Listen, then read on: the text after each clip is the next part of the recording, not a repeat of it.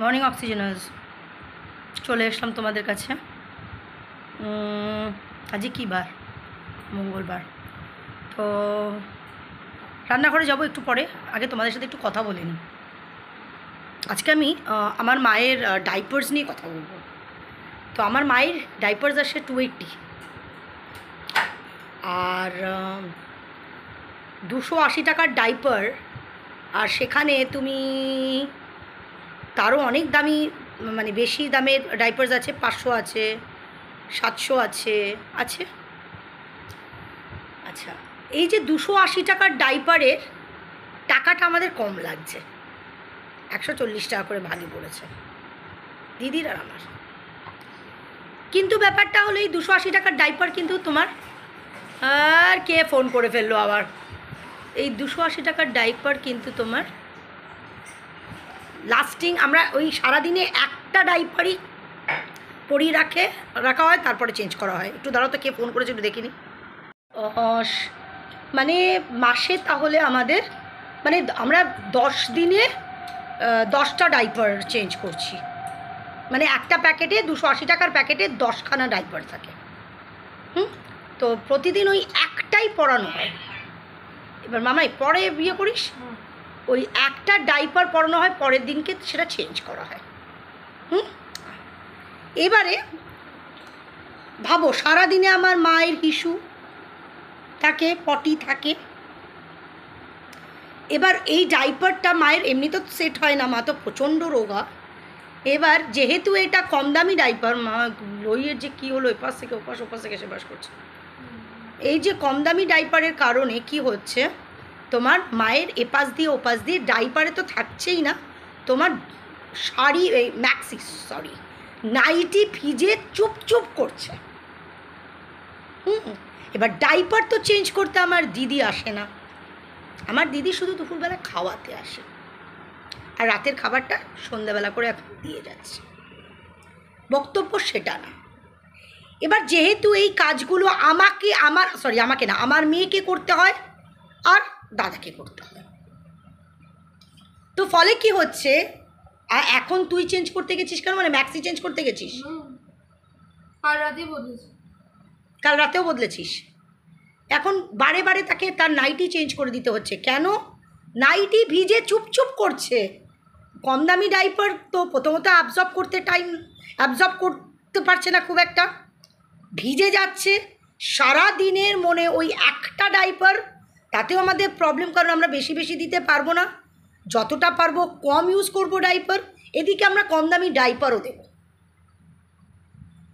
তো প্রবলেমটা কি ফেস হচ্ছে? আমার মেয়েকে ফেস করতে হচ্ছে, আর ও যখন ভালো থাকছে ও ফেস করছে, মানে আমার দাদা। কীরকম? আমার মেয়েকে বারে রিপিটেডলি নাইটি চেঞ্জ করে দিতে হচ্ছে, মানে ভিজে চুপ থাকছে। আর সে চেঞ্জ করে প্রচণ্ড গন্ধ, তো একটা অত বড় মানুষের হিসুর গন্ধ ভাবতে পারছো তো কী বিভৎস গন্ধ হতে পারে। তো আমার মা ওই ভেজা নাইটির মধ্যেই শুয়ে আছে। কাল রাতেও মেয়ে নাইটি চেঞ্জ করেছে, এখনও মেয়ে খাওয়াতে গিয়ে নাইটি চেঞ্জ করেছে। তো যখন এসছে, মানে ওয়াক তুলতে এসছে, তো আমি জিজ্ঞেস করছি তো ওয়াক তুলছিস কেন? কারণ এখন তো আমার দাদা, মানে তিনি তো ভালো আছেন, তিনি ডাইপার চেঞ্জ করেছেন, তাহলে তুই ওয়াক কিছু, তো তুই কেন ওয়াক তুলছিস? বলে আমি নাইটি চেঞ্জ করেছি, নাইটি ভিজে জাপ করছে, নাইটি ভিজে জাপ করছে। তো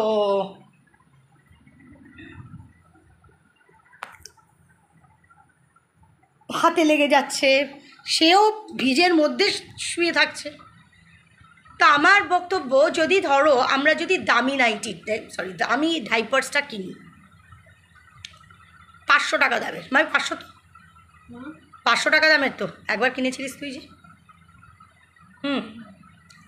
500 টাকা দামের ডাইপার্স যদি কেনা হয়, তাহলে আমাদের পড়বে হলো 450, তাহলে আমাদের পড়বে হলো 225 করে, যেটা আমাদের 140 টাকা করে পড়ছে। তার মানে 60 আর 25, 85 টাকা এক্সট্রা করে লাগবে।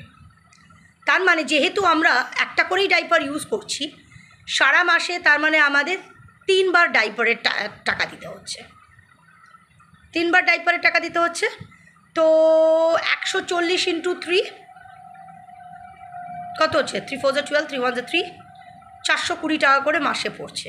তো সেটাই যদি আমরা 450 টাকাটা দিই তাহলে 85 টাকা করে এক্সট্রা যাবে 3 বারে। 3 × 5 = 15, 3 8 24, 25।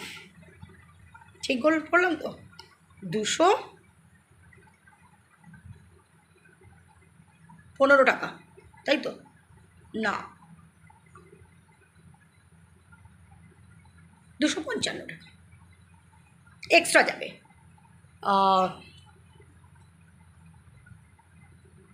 420 সাথে 255 এক্সট্রা, মানে 600 টাকার উপর যাবে। করা যেতে পারে। সেখানে কি হবে? দামি ডাইপারে অ্যাবজর্পশন ক্ষমতাটা বেশি থাকবে, একটু বেশিক্ষণ ড্রাই থাকবে। মায়ের নাইটিটা যেখানে ঘন ঘন এখন বদলাতে হচ্ছে, ওই ভেজার মধ্যে থাকছে সেটা একটু কম বদলাতে হবে। মাও একটু ড্রাইতে থাকবে, আমাদেরও শান্তি। আমরাও অত বারে বারে আমাদেরকে নাইটি চেঞ্জ করতে হবে না। আমি বারে বারে বলছি, আমি কিন্তু এই সমস্ত কাজ করি না। মায়ের ডাইপার্স চেঞ্জ করা আমি করি না, আমি পারি না। আমার জায়গায় আমার মেয়ে করে, আবার মেয়ে আমার দাদার জায়গায়ও করে, যখন আমার দাদা খেয়ে উল্টে থাকে। তো সাফারার কে? বেশি সাফারার কিন্তু আমার মেয়ে। এইবারে আমি তোমাদের কাছে সাজেশন চাইছি। কীরকম সাজেশন?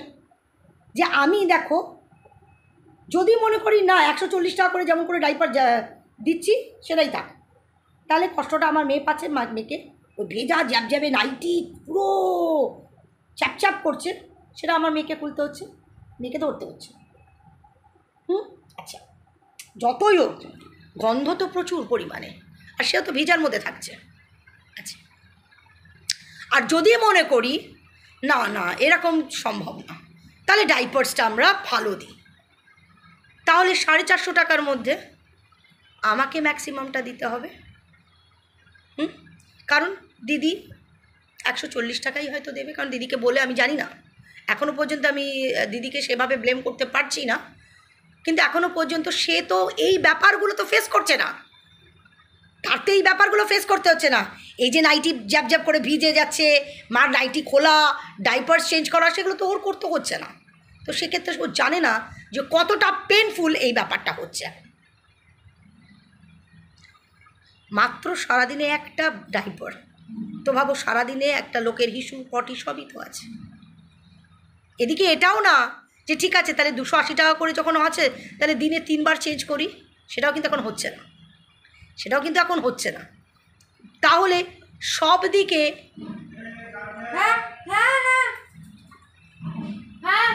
তো আরে ওটা পড়তে হবে না, তো সব দিকে কি হচ্ছে, প্রবলেমটা কে ফেস করছে? আমি এখন কি করব? আমি তাহলে কী করবো? শরীর প্রচণ্ড খারাপ যাচ্ছে মামা, আমি কী করবো? ওষুধ খাইয়েও তো কোনো লাভ হচ্ছে না। আর আজকে তো টেস্ট করানো যাবে না, কারণ ওরা তো 10 দিন বলেছে ডাক্তার। আজকে আমার লই প্রচণ্ড পরিমাণ ছটফট করছে গো, ওষুধ খাওয়ানো পড়ছে, 10 দিনের ওষুধ নিয়েছি, টেস্ট এখনও করানো হয়, কারণ 10 দিনের মধ্যে করতে বলেছে টেস্ট। ও আজকে প্রচণ্ড ছটফট করছে, একবার এপাশ থেকে ওপাশ, ওপাশ থেকে সেপাশ। আমি যে কী করবো না, এইগুলোই তো দেখতে পারি না চোখে। তো যাই হোক, যেটা বলছিলাম, তাহলে আমার কি করণীয় আছে? কারণ যেদিকেই যাব আমি কিন্তু সাফারার। টাকাটাও যদি আমি মনে করি আমি 450 টাকার দেবো, তাহলে আমাকে কন্ট্রিবিউশনে বেশি দিতে হবে। মানে ও দিদি হয়তো 140 টাকাই দেবে, বাদবাকি টাকাটা আমাকে দিতে হবে, বাদবাকি টাকাটা আমায় দিতে হবে। তো মানে কত দিতে হবে? 140 টাকা যদি ও দেয়, 450 নো দেয়, তাহলে আমাকে 310 টাকা আমাকে দিতে হবে। তাহলে আমার মাসে কত পড়বে? 930 টাকা, তাই তো? এইখানেই হলো ব্যাপার। তাই আর যদি আমি এটা না করি, এটা হলো টাকার ব্যাপার, না না বাবা টাকা খরচা করবো না, যদি এইরকম চিন্তা করি, কিন্তু যদি এরকম চিন্তা করি যে টাকা খরচা করবো না, 140 টাকা করে আমি যেরকম করে 280 টাকা করে আনছি সেরকমই থাকবে, তাহলে আমার সাফার করবে কে? আমার মেয়ে। সাফার অবশ্য আমার মাও করছে, পাউডার সেঁকে দিয়েছি তো, শুধু বাটার লাগাতে হবে। সাফার আমার মাও করছে, সেও ভেজার মধ্যে থাকছে, কিছু করার নেই, এটা তারও কপাল, কিছু করার নেই। তো এবার আমি কোন দিকটা যাব বলো? অথচ আমি যদি বেশি করিও না তাতেও কিন্তু আমি নাম পাবো না, ওটাও আমার কাছে বিশাল একটা ব্যাপার। যেভাবে আমি সব কিছু ম্যানেজ করছি, আমার মায়ের নয় আমি মাসে। মামা একটা লেটেস্ট কথা বলেছে। কি বলেছে? বলে আমি তো বলেছি বিস্কুট আর ওষুধ আমার দায়িত্ব। তাই? বিস্কুট আর ওষুধ, কবে ও ওষুধ আনছে, ও একটু বিস্কুট আনছে, বিরাট বড় দায়িত্ব নিচ্ছে। এত দায়িত্ব কেন নিচ্ছে ভগবান জানে। সব মানে এতটাই চাপের এখন হয়ে গেছে। বিস্কুট আর ওষুধও ও নাকি বিস্কুট আর ওষুধের দায়িত্ব, বিস্কুটটা নিয়ে আসে ঠিকই, গ্যাসের ওষুধও আনে, হ্যাঁ প্রেশারের ওষুধও আনে না, তাহলে ও কোন কোন দায়িত্ব পালন করছে? সবাই গুরু দায়িত্ব পালন করছে, পালন করছি না শুধু আমি, ভগবান জানে পালন করছি না শুধু আমি। কথাটা শুনছি আর আমার কান ঝনঝন করছে। চার মামা কোনো উত্তর দিবি তো না, উত্তরও দিতে পারছি না যে তুই কি এনে দিয়েছিস, বিস্কুট এনে দিয়েছিস, মায়ের জন্য তুই একদম প্রাণপাত করে ফেলেছিস বিস্কুট। তাহলে সাফারার এই দিক দিয়ে বলো, ওদিক দিয়ে বলো, দুদিক দিয়ে আমরা। ও আবার কালকে যেহেতু ডাইপারটা কালকে যেহেতু ওই বিছানার চাদর বদলাতে হয়েছে আর ম্যাক্সিটা চেঞ্জ করতে হয়েছে, মানে ম্যাক্সিটা তো আমি চেঞ্জ করে দিয়েছি, বিছানার চাদরটা যেহেতু ধুতে হয়েছে সেহেতু আর কালকে রাতে ও আর খাওয়াতে পারিনি, সেটা আমাকেই খাওয়াতে হয়েছে। বুঝতে পেরেছো তাহলে আমাদের বাড়ির অবস্থা? মানে ও কালকে যেহেতু মায়ের বিছানার চাদরটা যেখানে ও মা শুয়ে থাকে, সেই চাদরটা গুণধর দাদা ধুয়ে দিয়েছে, ধুতে হয়েছে। তা ও বিরাট কাজ করে ফেলেছে, মায়ের বিশাল রেসপন্সিবিলিটি নিয়ে ফেলেছে সেদিনকে, তাই জন্য কালকে রাত্রিবেলা কিন্তু মাকে খাওয়াতেও পারেনি, কালকে আমার মেয়েকে খাওয়াতে হয়েছে। আমার মেয়েকে কালকে ইভেন কালকে দুপুরবেলা আমার মেয়েকেই খাওয়াতে হয়েছে। কেন? আজকে যদি 9:30 অবধি ও কিন্তু মানে ঠিক এইভাবে বলে মানে কিরকম করে বলবে বলো তো? আচ্ছা ও তো 9টার সময় আমাকে খাওয়াতে পারে, ও কিন্তু আমার মেয়ের জন্য ওয়েট করে, মেয়ে কখন নিচে নামবে। যেই আমার মেয়ে নিচে নামে বলে কি যাই এবার আবার তো বিছানার চাদর ফাদর ধুয়ে ফেলেছি, এবার আবার খাওয়াতে যাই, মানে এইটা বলে নেয় যাতে আমার মেয়ে তার বিবেকে দংশায় আছে, বলে না না আমি খাইয়ে দিচ্ছি। কালকে দুপুরবেলাও আমার মেয়ে খাইয়েছে, যেহেতু আমার দিদির মাথা ঘোরাচ্ছিল আসেনি। আমার বক্তব্য হলো আজকে আমাদের যদি কোনো শরীর খারাপ হয়, এখনও পর্যন্ত স্টিল নাও 1 বছরে একটা দিনও কিন্তু আমাদের কিন্তু বাদ যায়নি মার জন্যে করা। আর যদি আমরা কোথাও ঘুরতে গেছি তাহলে আমি লোক রেখে গেছি, তো আমাদের ক্ষেত্রে আমরা কোনো রকমভাবে কিন্তু আমাদের রেসপন্সিবিলিটি থেকে পিছু পাচ্ছি না, কিন্তু আর সবাই কিন্তু পারছে।